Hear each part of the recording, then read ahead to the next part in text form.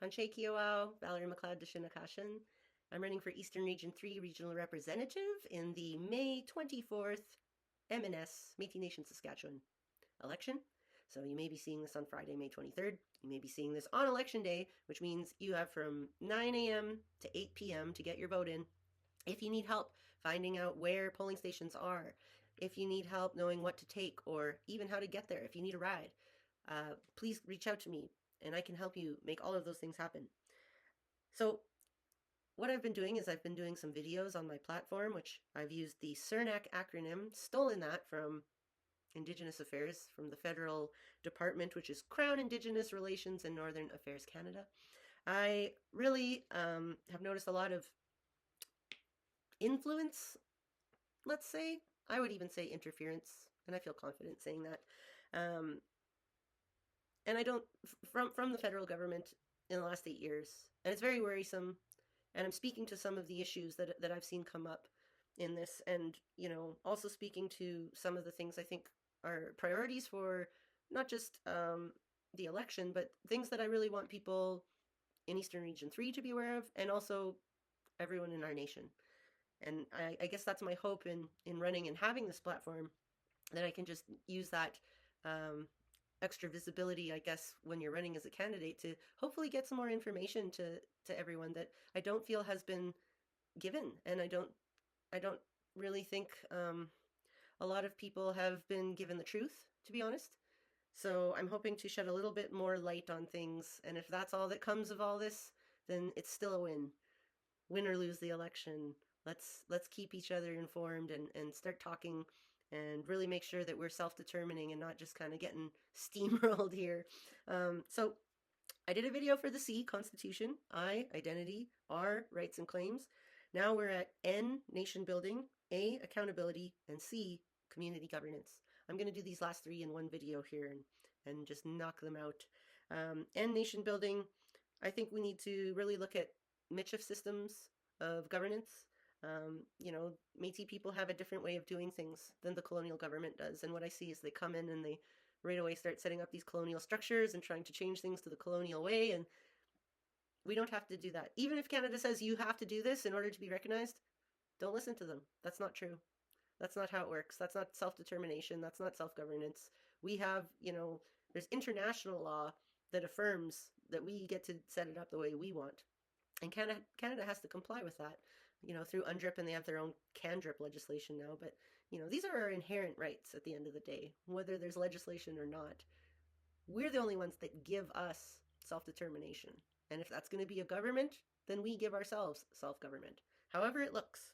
So keep that in mind, I would say, as the outside pressures continue.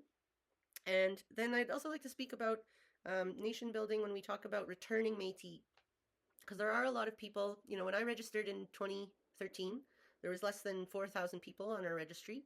They suspect, I guess there's estimates, that there may be as many as 80,000 Métis in Saskatchewan. And then we're told that there's about 30,000 on our registry right now. So, in the last just over a decade, there's been, an influx from under 4,000 to 30,000.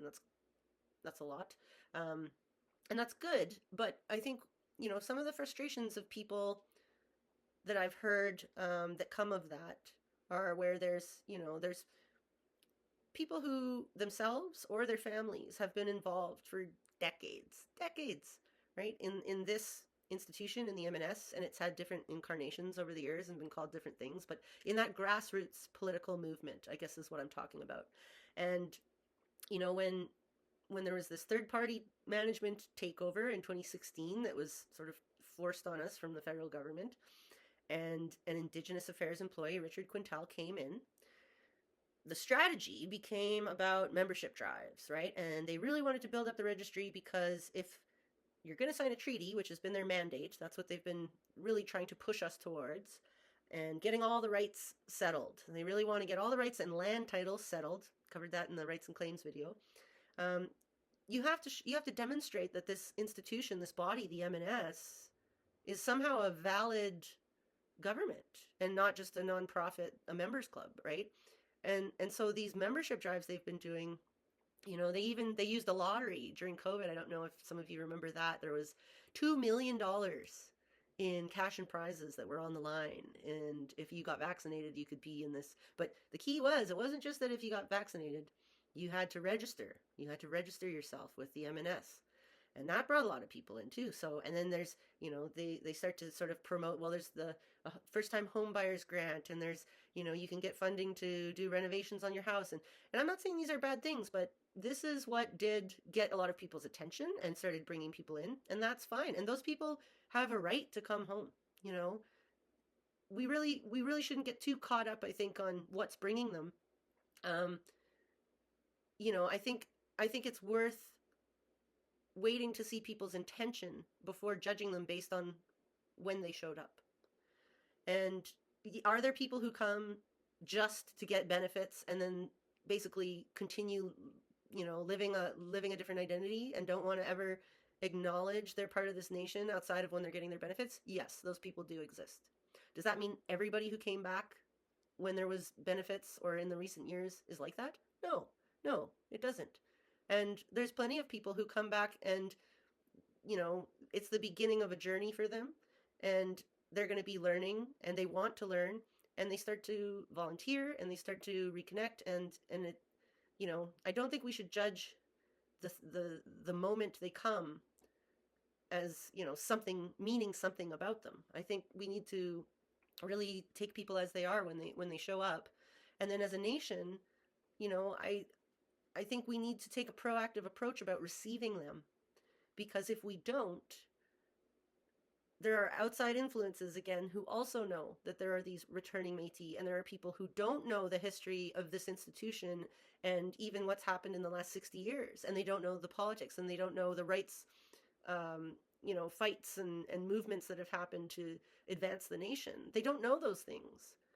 And that's okay, but what are we doing to make sure that they learn that and know that before these outside influences come in and start manipulating them? And, like if the federal narrative suddenly is louder and more pronounced and getting the funding and getting the PR campaigns and the marketing and all that gets out there to these people who are just, just coming back now, that's all they're going to see. And they're going to think that's us, right?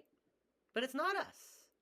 It's not us that put up millions and millions of dollars and voted, or our council, but it wasn't us that put up all this money for the Our Moment Treaty, massive PR campaign. Nobody even knows how that got approved. Well, I think we know where it came from though, and whose agenda where the dough is coming from. All of our money comes from the federal government.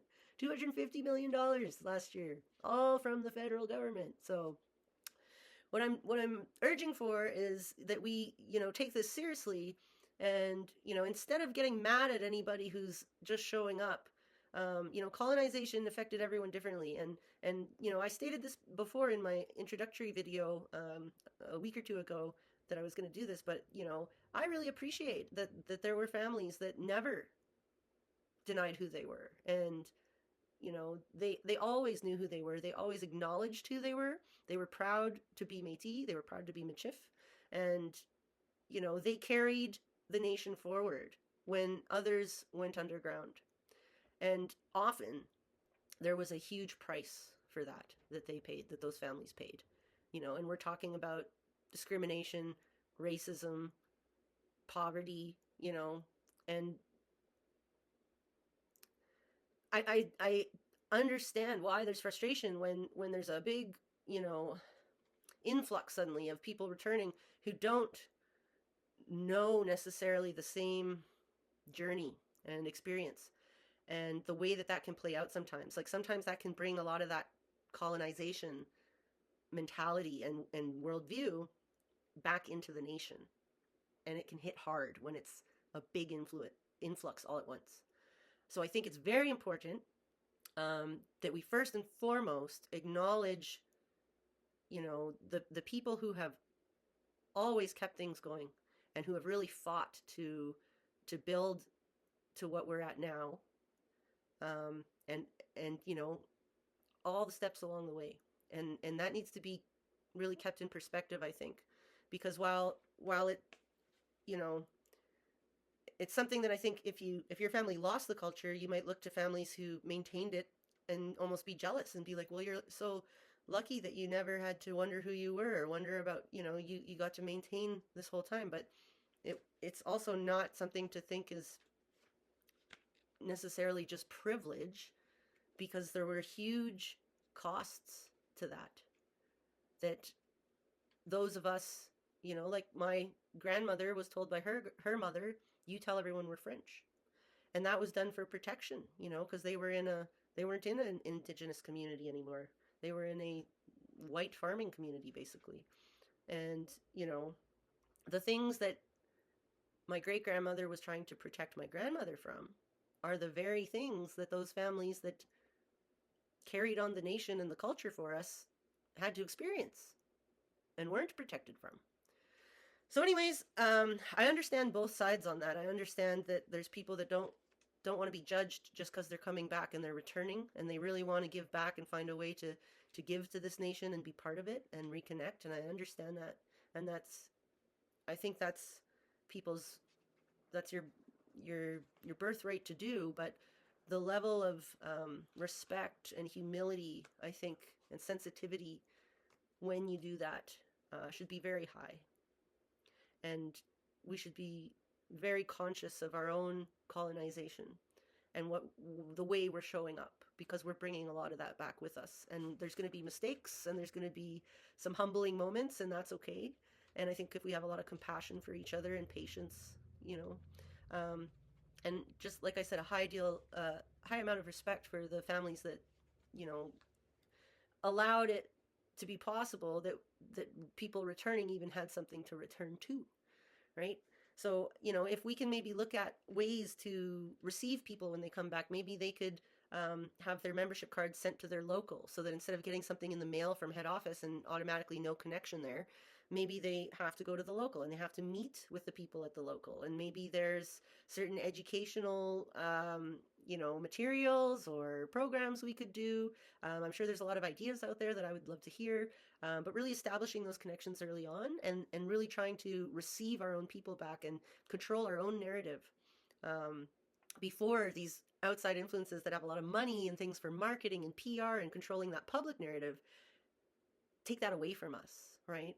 We want to really make sure that we're the ones in control of our own story and our own history and our own people.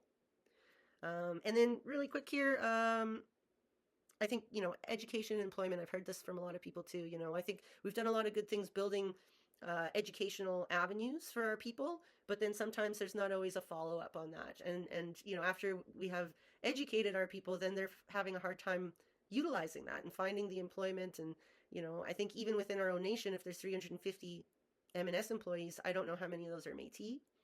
I think we should know. And I think we should, in all of our institutions and nonprofits, in all things that we're sort of gunning for here, I think we really need to prioritize each other and find ways to sort of make sure that we're hiring our own first and making opportunities available, and then building those networks to not just get our people educated, but also, show support all the way through to make sure they're finding employment and having success in that employment. Accountability. I talked about a lot of this already in the first video about the Constitution, because I mentioned the AGAs and how we haven't had one in 8 years. And that's so important for our members to be able to come together, hear from the elected officials, see the financials, ratify the financials, because it's up to our members to approve them. And that hasn't happened in 8 years. So we're really missing a lot of that accountability piece right now. And, even with all the regions, I think it's not too much to ask that every region is doing an audit on their financial statements. That's very standard for any kind of governance situation or nonprofit situation, especially when, most of these regions are having revenues that are hundreds of thousands of dollars now. It just kind of we need to set our own bar of what our accountability piece is going to be, not wait for CRA to set it, not wait for nonprofit corp legislation to set it. We should set our own, so that we have that accountability, a piece of what do our people need to see, and what can they expect to see. And then that way, if it doesn't happen, we need to have methods to find recourse within our own nation for that too. So that's that legislation piece, I think, that the new council is really going to have to take a look at. And then the MNLA is going to also have to really prioritize and make sure the proper changes get made and proper legislation happens. So lastly, community governance. This is again those MICHIF structures that support our locals and our communities and our style of governance, which is not a top-down hierarchy, centralized, one person out of Saskatoon calling all the shots and thinking that that's going to somehow serve our people in our communities. I'd really like to see our locals empowered. Right now, they're getting $1,000 a year for operating expenses, and that's embarrassing.